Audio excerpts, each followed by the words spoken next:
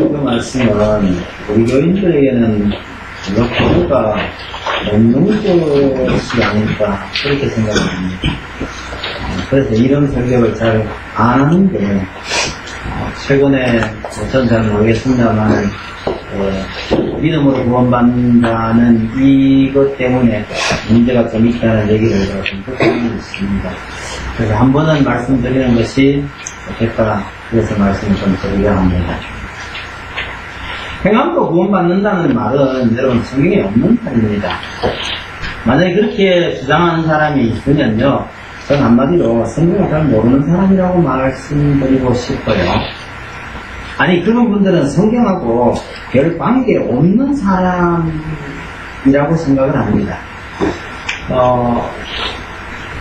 오히려 행함으로 구원받는다라는 그런 말씀이 성경 오늘 우리가 읽은 이 본문에 있지 않느냐라고 말하는 사람이 있다면 오늘 이 본문이 정말 그런 뜻인가 그런 문제를 한번 생각해 보려고 합니다. 여러분, 도구를 쓰는 것이 우리 사람의 큰 특징 중에 하나입니다. 무슨 일을 하든지 간에 적절한 도구를 쓴다는 것은 굉장히 중요하죠. 이 도구를 잘못 쓰게 되면 일이 안 될 수도 있고 일이 엉망이 될 수가 있죠. 옛날에 제가 많이 했던 겁니다만 한 30kg 정도 되는 말풍에 들어있는 꿀을요, 작은 유리병에 옮겨 붓는 일, 이거 안 쉽습니다. 이유는 뭐냐면 이게 30kg나 되기 때문에 이거 들고 붓는 것도 쉽지가 않고요. 이게 나올 때는 꽉 나오고 안 나올 때는 안 나오고 이렇게 되기 때문에 이게 잘 나눠서 붓기가 참 어렵습니다. 적절한 도구가 있으면 이게 한 방울도 흘리지 않고 다 부을 수 있는 반면에 어지간히 어설픈 도구 가지고 던지면요, 방바닥에 온통 꿀천지를 만드는 것 같습니다. 도구의 문제는 설명드릴 만한 일들이 얼마나 많습니까만, 얕은 우리는 적당한 도구를 잘 써야 되는데, 오늘 드리고 싶은 말씀은 뭐냐면요, 우리가 아무 생각 없이 하고 있는 이 말 있죠, 언어. 이것도 우리에게 주어진 아주 편리하고 아주 중요한 도구 중에 하나입니다. 의사소통을 하기 위해서 우리에게 주어져 있는 최고의 도구인데, 문제는 이 도구가, 이 언어라는 도구가 이게 완벽하지 않다는 걸 우리가 좀 알아야 하는데요. 여기에 대한 인식을 가진 사람들이 그렇게 많지 않아요. 가장 좋은 예로요, 서로 다른 말 쓰고 있는 외국인들끼리 만나나 보세요. 이게 서로 통할 수 있는 도구가 없는 겁니다. 얼마나 답답하겠어요. 오늘 아침에 여기 둘이서 연습하면서 참 대화를 잘 하더라고요. 원수가 입에 떡을 하나 물었어요. 근데 자꾸 옆에서 뭘 물어요. 떡 물고 하는 대답을 누는 것도 엄청 신기해요.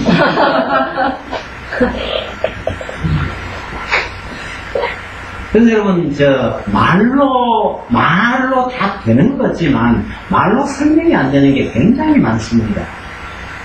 굉장히 많아요. 도구가 완전치 않다는 뜻입니다. 그 중에 제일 재밌는 건 이런 거예요. 운동하는 사람이나 노래하는 사람을 가르치는 사람이 제일 많이 쓰는 말이 뭔지 아세요? 힘 빼세요. 그럼 권투 선수들은 힘 빼라 하는데, 힘 빼고 어떻게 쳐요? 무슨 운동이든지 마찬가지입니다. 야구, 탁구, 축구할 것 없이요, 전부 힘 빼고 치래요. 근데 힘을 빼고 어떻게 가요? 노래할 때 노래 가르치는 사람이 제일 많이 쓰는 문자가요, 제발 힘 좀 빼세요 거든요. 근데 여러분, 노래가 얼마나 중노동인지 아십니까? 힘 많이 빼는 겁니다. 하지만 내 불렀는데도 않지도 않던데요 하는 사람은 노래를 안 부르는 사람입니다. 힘 많이 드는 거거든요. 그런데 자꾸 힘 빼래.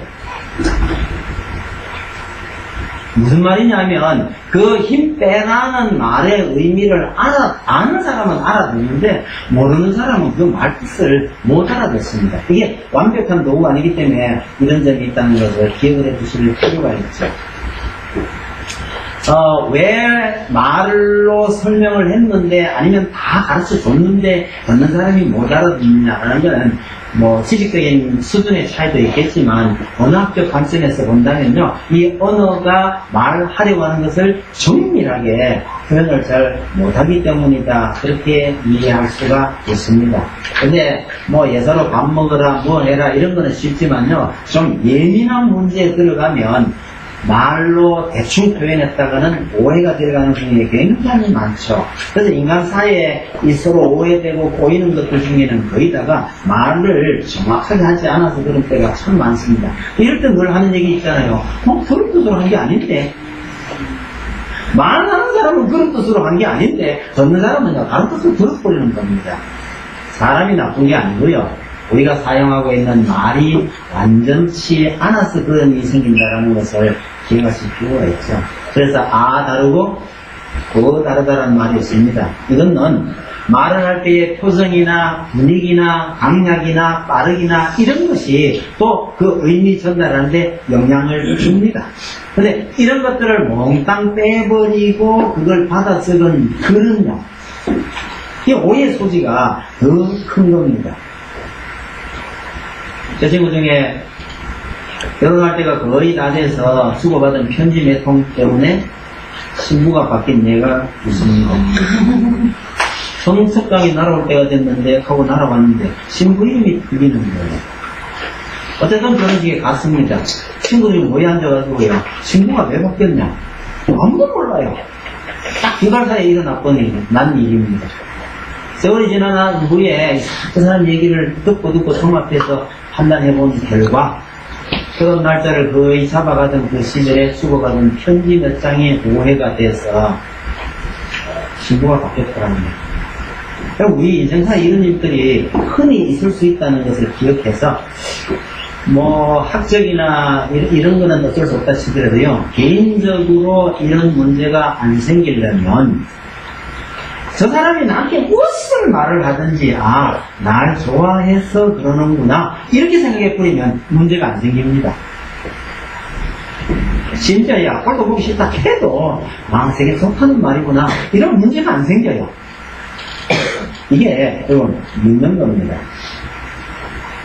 그래서 말이든 글이든 실수 안 하려면 저분이 무슨 뜻으로 이런 말을 하는지 그걸 그 말하려고 하는 의도를 판단해내는 것이 굉장히 중요합니다. 근데 그런 거 안 하고 한두 마디만 듣고 제 나름대로 판단해버리면 실수하게 될 가능성이 참 많죠. 야고보스가 오해를 받는 중요한 측면에서도 저는 이런 측면이 있다고 생각을 합니다. 그런 야고보스는 믿음보다는 행함을 강조하는 책이다. 맞나요? 아닙니다. 절대로 아닙니다. 오해입니다.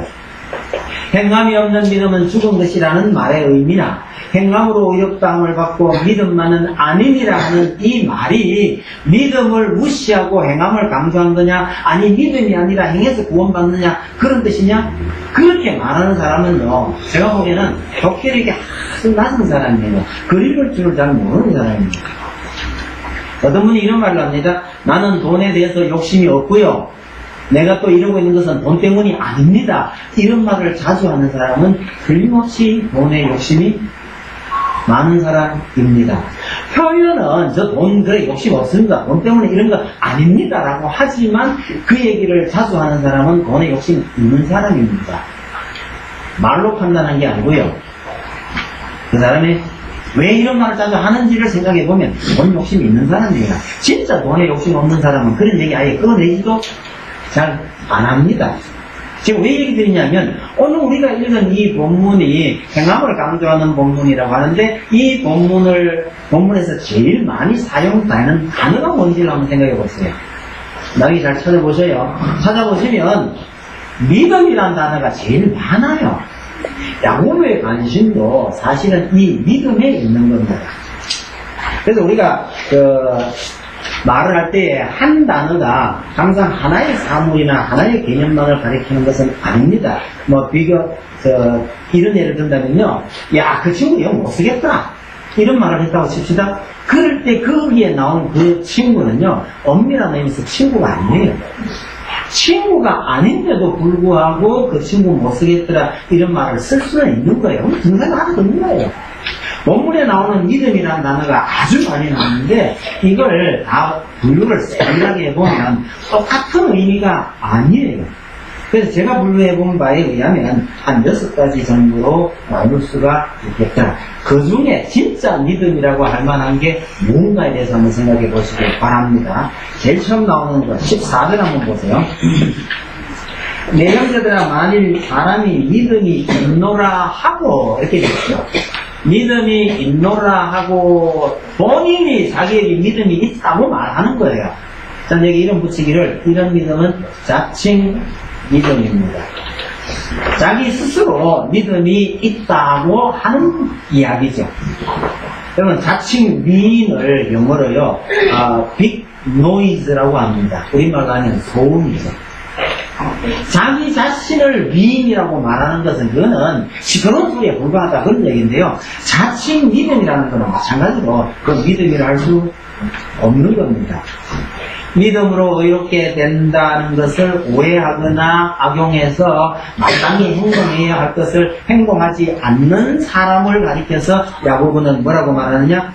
자칭 믿음이라고 말하는 셈이죠. 이 자칭 믿음이라는 것이 그 아래 내려가면 행함이 없는 믿음이 됩니다. 그래서 17절에요. 이와 같이 행함이 없는 믿음은 하고 하는데 이 행함 없는 믿음에 대한 얘기가 17절, 18절 그리고 밑에 좀 더 나옵니다. 결국 같은 거죠. 자칭 믿음이라 하는 것과 여기 나온 행함이 없는 믿음은 같은 건데 양식 없는 형제가 배가 고프다는데 먹으면 되잖아 그러면서 아무것도 하지 않는다면 이것이 어떻게 믿음일 수 있겠느냐는 거죠. 야고보가 여기서 이 말을 하는 요점은 뭐냐면 어려운 형제를 도우라는 뜻에서 이런 말씀을 하고 있는 겁니다. 2장 그 앞부분에 가면 사람을 차별하지 말라는 얘기를 하거든요. 있는 사람, 없는 사람, 잘난 사람, 못난 사람을 차별해서는 안 된다고 이야기하고 이 본문에 와서는 어려운 형제를 도와주라. 그런 뜻으로 이야기를 해놨더니 후대 학자들이라는 사람들이 이 본문을 가지고 무슨 논쟁을 하느냐 하면요.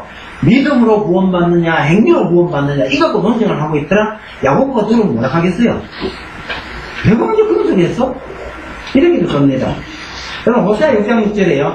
나는 인애를 원하고 제사를 원하지 아니하며 언제보다 하나님 원하는 것을 하나님 아는 것을 원하노라 이런 구절이 나오거든요. 이 구절을 두고 뭐라고 하냐면 제사의 무용성에 대해서 논하는 학자가 나왔더라는 거예요. 하나님께서 나는 인애를 원하고 제사를 원하지 아니하노라 이랬으니 봐라 제사라는 게 원래 없던 거야. 그런 건가요? 제가 왜 이런 사람들은 독혈이 없는 사람이라고 말하지 이해가 가실 거예요. 봐라 하나님은 제사를 원하지 않는다고 했지 않느냐. 그러니까 이 레위기는 하나님 말씀 아니야. 무슨 상황이에요 이게. 왜 이렇게 말씀하시는지 의도를 새겨듣지 않고 한 부분만 잘라내가 그걸 듣는다는 것은 말귀를 전혀 못 알아듣는 참 어떻게 이해를 해야 되는지 모르겠어요. 근데 그런 사람들이 있더라고요. 비슷한 케이스가 이런 겁니다. 그렇게 공부하려고 하거든 내일 당장 학교 때차 이랬더니요 이 자식이 그날 저녁에 가방을 들고 가 쓰레기통을 다 갖다 버렸어요. 이튿날 학교를 안 가려고 그래. 너 왜 학교 안 가냐고 그러니까 엄마가 학교 때 차가 있잖아. 여러분 독혈력이 이 정도인 아들 딸들을 데리고 있으면 부모 속이요 뒤집어집니다. 말귀를 알아들어야지. 19절에 다른 믿음이 하나 나옵니다. 내가 하나님은 한 분이신 줄을 믿느냐? 잘하는도다. 귀신들도 믿고 떠넘이라 라는 이 구절에 귀신들의 믿음이 나와요. 이 귀신들이 믿는 믿음 이건 어떤 거냐? 제가 다시 설명을 드린다면 이런 겁니다. 하나님과 교제가 없는 믿음이에요. 그럼 귀신들이 왜 떨죠? 귀신들이 하나님을 알아요. 언젠가 우리는 저 하나님에 의해서 쫓겨나고 심판받을 것이라는 걸 알고 있기 때문에 하나님을 보고 하나님을 믿으면서 떨고 있는 겁니다. 이건 무슨 얘기냐면, 단순하게 하나님이 어떤 분이신지는 알지만 그분과 이 관계가 전혀 없는 거죠. 그래서 믿는다는 것은 하나님과 특별한 관계 속에 들어가는 것, 마치 아브라함이 하나님의 벗이라고 칭함을 받는 것과 같은 이런 관계에 들어가는 것이 그것이 믿음인데, 그런 관계 없이 아는 것과 믿는 것은 이게 제대로 믿는 게 아니라는 겁니다. 단지 하나님이 두려움을 뿐이죠. 그래서 하나님과 아무런 교제도 없는 이 귀신들의 믿음은 믿음이라고 말했지만 그건 믿음이 아니란 뜻입니다. 오늘 본문에서 어쩌면 가장 중요할지도 모르는 22절 한번 보세요. 아브라함의 믿음에 대해서 이야기를 합니다. 내가 보거니와 믿음이 그의 행함과 함께 일하고 행함으로 믿음이 온전하게 되었느니라 라고 합니다. 이게 아브라함의 온전한 믿음이라고 그러는데요. 아브라함이 왜 이런 편을 받게 됐냐니까 이삭을 바친 일 때문에 그렇게 되는데, 하나님께서 자식을 바치라 했는데 그렇게 바치려 덤볐단 말이에요. 그랬더니 하나님께서 그 일 후에 이런 약속을 하십니다. 아브라함의 자녀가 하늘의 별과 같고 하늘가의 모래같이 많아질 것이라고 복을 주셨어요. 근데 저는 그 장면을 보면서 아브라함이 그렇게 똑똑하지 않았던 것 아닌가 이런 생각이 듭니다. 저는 아브라함이 정말 똑똑했으면 이때 한마디 할 말이 있어요. 하나님께 내 자식을 드리려고 했더니 하나님께서 그래, 너 자식이 앞으로 많이 번성할 거야 이렇게 말씀하셨거든요. 할 말이 없어요? 여러분, 하나님의 이 약속은요 그 전에 여러 번 하셨던 이야기입니다. 그러니까 그 전에 약속 다 하셨던 거니까 이삭을 하나님께 드렸다고 해서 주신 복이 아니에요. 이거는 아니, 제 생각에 아브라함이 좀 똑똑했으면요 하나님 그거는 전에 준다고 했던 거 아닙니까? 재탕하지 마시고 이번 일로 뭘 주시려면 다른 거, 더 큰 거 주셔야지요. 이래야 맞는 것 아니냐 그 말입니다.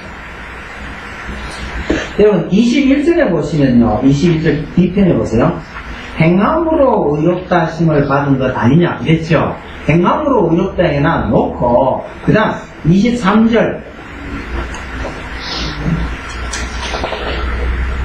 이에 성경에 이른 바 아브라함이 하나님을 믿으니 이것을 의로 여기셨다는 말씀이 이루어졌고, 그러면서 그러니까 23절을 요약하면 그 하나님을 믿으니 의로 이루어졌다 이런 얘기인데, 쉽게 말하면 그 21절은 행함으로 의롭다함을 이야기해놓고 23절에는 믿음으로 의롭게 됐다라고 말하는데, 여기에 이루어졌고라는 말을 좀 주목할 필요가 있습니다. 이게 예전 성경에는 응하였고 이렇게 돼 있거든요.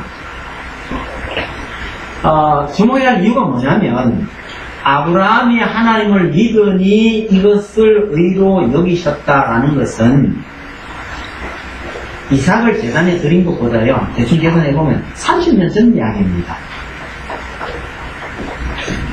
창세기 15장, 16장에 나오는 이야기거든요.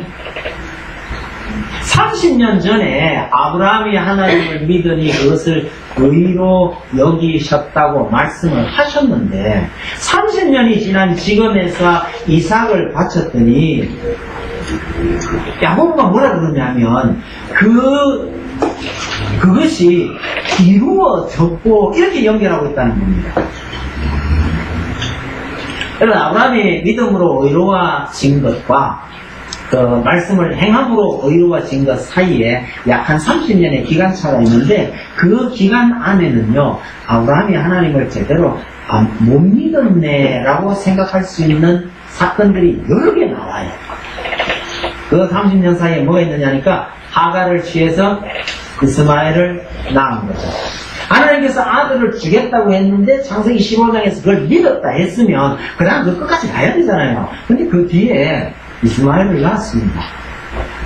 그 후에도요 2번이나 하나님을 믿지 못해서 자기 아내를 누이라고 한 적이 있습니다. 정말 때가 다 돼서 내년 이맘때 아들을 낳으리라 할 때, 그러면 사람만 웃은 게 아니에요. 아브라함도 웃었습니다. 하나님의 말씀에 웃어요. 요즘은 학교를 많이 좋아졌지만 옛날 우리 때는요, 선생님 뭐라 하는데 한 번씩 웃었다가는요, 뭐 웃는다 안 합니다. 쫑했다가는요, 애도 말로 박살 납니다. 이게 하나님께서 말씀하시는데 웃어요? 저는 성경 그 장면 보면서 너무너무 재밌는 것이, 여러분 이삭의 이름이 왜 이삭입니까? 이삭의 이름 뜻이요, 웃음이잖아요. 애 낳거든 아들 이름을 웃음이라고 지어라. 그래서 사라가 얘를 볼 때마다 무슨 생각이 들겠어요? 하나님 말씀하시는데 웃었더니 이름을 평생 이제 못 웃을 겁니다. 저는 이거 하나님이 무모감각이라고 생각합니다. 야단도 안 치고 겁도 안 뒀지만 사라는 다시는 하나님 말씀에 웃지 못했을까 그런 생각이 듭니다. 99세 때 하나님께서 아브라함에 나타나셔서 나는 전능한 하나님이라 내 앞에서 행하여 완전하라 하고 왔습니다. 그 이전까지는 다 봐줬다는 얘기예요. 이게 믿으니, 아브라함이 하나님을 믿으니 그를 의롭게 여기셨더라고 한 지가 벌써 30년이 다 지나간 직후의 이야기입니다.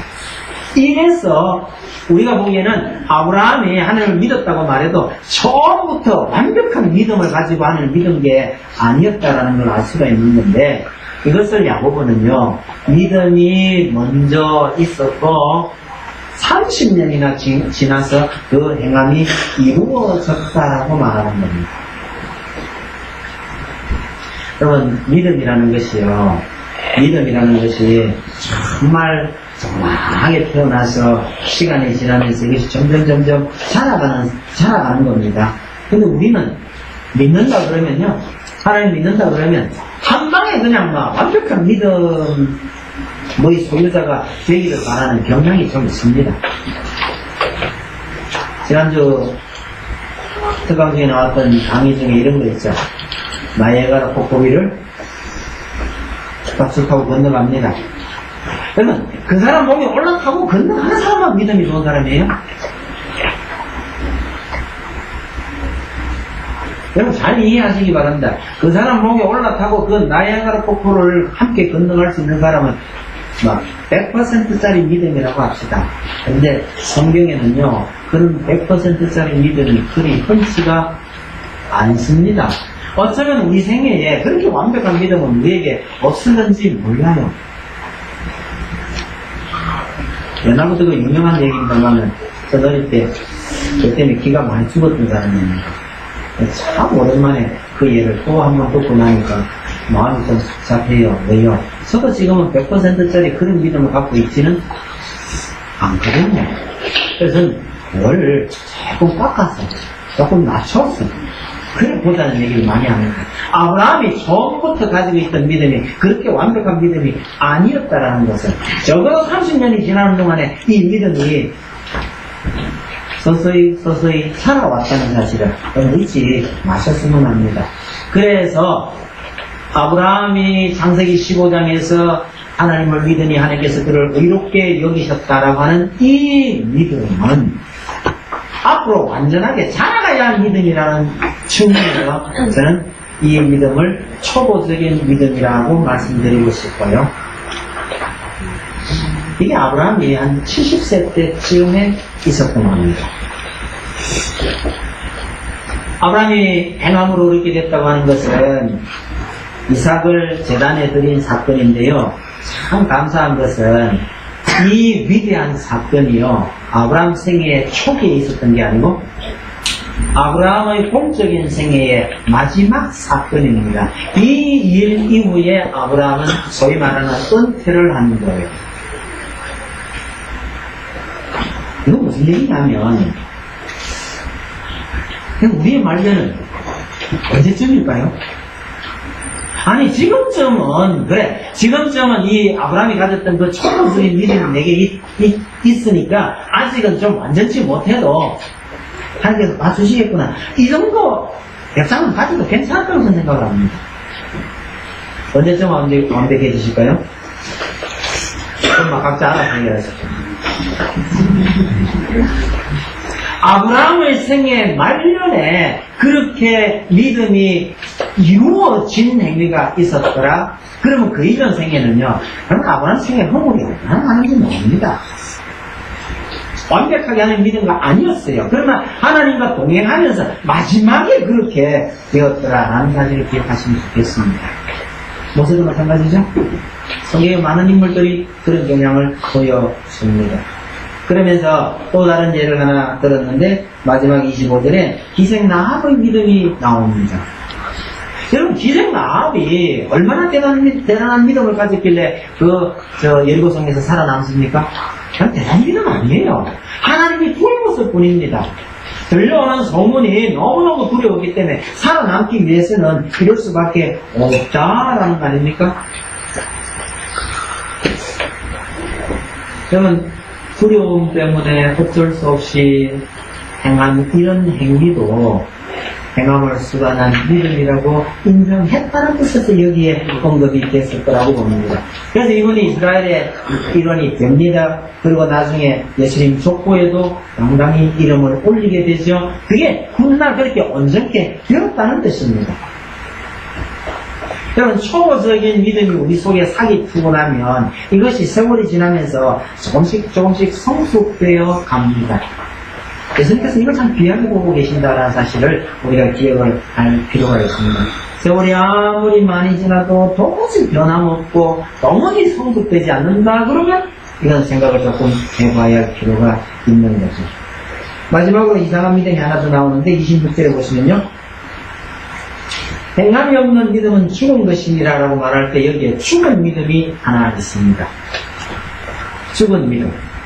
어쩌면 태어나지도 못한 채 죽은 아이나 마찬가지 아닐까요?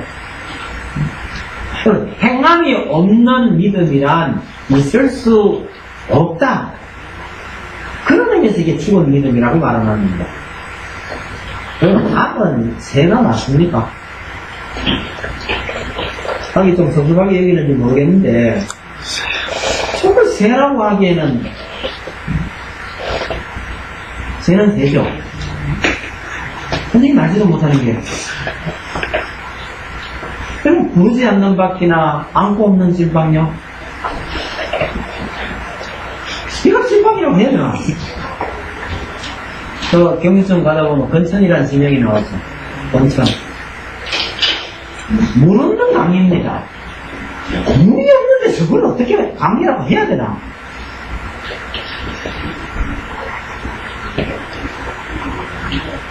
뭐 회사나 장사하는 사람 이런 거 있잖아요. 이익이 마이너스라고 말할 때요.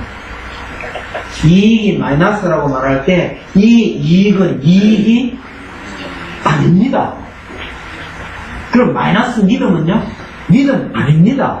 마찬가지로 죽은 믿음이라는 나를 썼지만 이건 믿음이 아닙니다. 믿음이라고 다 같은 믿음이 아니라 외형상 혹은 편의상 믿음이라고 말할 뿐이지만 오늘 이 본문에 나오는 여러 가지 믿음 중에서 행함이 따르는 믿음과 점점 자라는 믿음, 이런 것만 분명한 믿음이라고 말할 수 있는 거죠. 그러니 행함이 없는 믿음은 죽은 것이니라 이럴 때에 이 문구에만 매여서, 이 문자에만 매여서 오해하는 일이 없어야 되겠다는 거죠. 말씀하시는 의도를 잘 살펴보면 야고보서는 여전히요 믿음을 강조하는 책입니다. 어떤 믿음요? 제대로 된 믿음을 강조하는 겁니다. 제대로 된 믿음이란 행함으로 온전케 되는 믿음, 아니면 행함으로 장성케 되는 믿음. 야고보의 관심은 이거였습니다. 이걸 다른 방식으로 설명하면 이렇습니다. 바울의 행함과 야고보의 행함은요, 행함이라는 의미에서 단어는 동일한데 의미는 전혀 다릅니다. 바울이 행함으로 구원받는 것이 아니라고 말할 때 바울의 행함은 구원의 전제 조건으로서의 행함입니다. 이건 필요 없는 겁니다. 그러나 야고보가 말하는 행함은요, 구원받은 자의 열매로서의 행함입니다. 이건 반드시 필요한 것이라는 뜻입니다. 같은 단어의 행함을 말하지만 실제로는 의미가 전혀 다릅니다. 이것이 우리가 쓰고 있는 언어의 한계성 혹은 언어가 완전하지 않아서 말이 이렇게 혼란스럽게 됐을 뿐입니다. 본문에 대한 내용을 자세히 살펴보면 믿음에 대한 설명은 많지만 행함에 대한 설명은 굉장히 적어요. 이것이 행함에 관한 글이 아니라 믿음에 관한 글이라는 좋은 증거이랍니다. 그래서 여러분들이 할 수 있는 가장 큰 행함, 여러분 정말 예수 믿으면서 믿는 자 가운 행위를 하느냐라고 물을 때에 여러분들의 행함이 무엇이라고 물으면 저는 늘 강조하고 싶습니다. 여러분들이 행할 수 있는 것 가장 큰 거는 제대로 믿는 겁니다. 이 믿음이 점점 살아가면서 행위가 따라오는 것인데, 여러분에게 행함이 있습니까? 라고 묻는다면 이거 처음에 조금 바꾸면요, 부모님을 위해서 여러분들은 무엇을 했습니까? 하고 묻는 거하고 비슷해요. 여러분 부모님들 돌아가신 분도 계시고 살아계신 분도 계실 텐데, 부모님을 기쁘시게 하기 위해서 여러분들이 제대로 했습니까? 하고 묻는다면요, 예 했습니다 할 사람이 어디 있어요? 아무리 해도 그것은 부족하게 마련이라는 거죠. 우리 믿음의 행위 역시도요, 하나님께서 보시기에 만족할 만한 그 믿음의 행위는 어쩌면 우리는 불가능할지 모릅니다. 너무 욕심내지 마세요. 다만 확실한 것은 오늘 우리 주일학교 설계 나온 것처럼요, 예수님께서 우리에게 묻는 것은 네가 나를 정말 사랑하느냐 이걸 물으셔요. 여기에 자신있게 예 하든지 아니면 얼굴에 그래도 좀 떳떳해서 예는 못하지만 아시잖아요. 이 정도 말할 수 있는 사람은 그게 행함이 따라오고 있는 사람이라는 것을 기억하시면 좋겠습니다. 표현을 바꿔서 다시 한번 물을게요. 여러분 예수 믿고 난 이후에 열매를 많이 맺었습니까? 라고 물으면 여러분 뭐 생각하세요? 전도 몇 명 왔고 교회 충성 얼마나 했고 헌금 얼마 했고 이거부터 따지시랍니까? 여러분이 맺을 수 있는 가장 큰 열매는 예수 믿는 것, 여러분들이 예수 믿는 것, 제대로 믿는 것, 이것이 가장 큰 열매라는 사실을 잊지 마시기 바랍니다. 천국문에서 혹시 물으시거든, 열매가 뭐냐고 물으시거든요, 예수 믿은 저 여기 있습니다, 이것부터 하세요. 이게 제일 큰 열매고 그 외에는 그 옆에 그냥 보수적으로 깔려 있는 거라는 얘기입니다. 다만 부탁드리고 싶은 것은 믿음의 초보 자리에 너무 오래 머물러 있지 말고 조금씩 진보가 있도록 노력하고 애써야 할 필요는 분명히 있습니다. 여러분 하나님께서 오늘 당장 너 참 완벽한 신앙이 되라 이렇게 말씀하시지 않고요, 아브라함의 그 믿음을 인정해 주시고 30년이나 기다리셨어요. 99세 때 나타나셔서 이제는 너 완전해야 되지 않겠냐 그렇게 말씀하셨다는 거 기억하시면서, 그럼 우리도 조금씩이라도 그런 진보가 있게 되기를 바랍니다. 대단한 능력은 아니라 할지라도 정말 말씀대로 살려고 하는 마음이 있고 말씀대로 살려고 고민하고 있고 이러면 이것이 잘하는 믿음입니다. 어떻게 보면 굉장히 작은 믿음이겠죠? 그러나 이것을 하나님께서 귀하게 도와주시고 앞으로 30년을 봐주시겠는가? 제가 30년이면 충분한데 젊은 분들하고 어떤지 모르겠는데, 우리 하나님께서 그렇게 모질고 앞이 말 안 되는 말 하시는 분이 아니에요. 그래서 믿음을 갖게 된 것이 얼마나 감사한지에 대해서 그 감격으로 살아가시길 바랍니다. 참고해봅시다. 357장입니다.